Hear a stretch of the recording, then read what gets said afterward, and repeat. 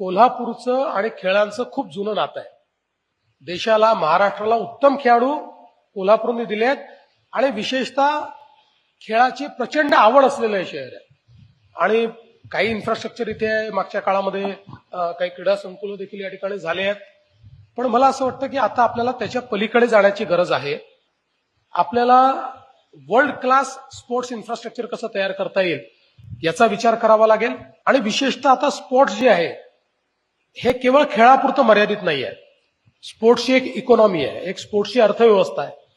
आणि आता खेळाडू हा व्यावसायिक होतो आणि त्या खेळाडूला आता खेळाच्या मैदानासोबत न्यूट्रिशनिस्ट हवाय, न्यूट्रिशनची एक त्या ठिकाणी गरज पडते, फिजिओथेरपिस्टची गरज पडते, वेगवेगळ्या पद्धतीच्या कोचेसची गरज पडते. आणि म्हणून आपण खेलो इंडियाच्या माध्यमातून आता या संदर्भातले काही इनिशिएटिव्ह हातात घेतले. पहिल्या टप्प्यामध्ये आपण पुण्याच्या बालेवाडीमध्ये खूप इम्प्रूव्हमेंट केल्या. आता एक स्पोर्ट्स युनिव्हर्सिटी आपण नागपूरला तयार करतोय, एक स्पोर्ट्स युनिव्हर्सिटी आपण संभाजीनगरला तयार करतोय.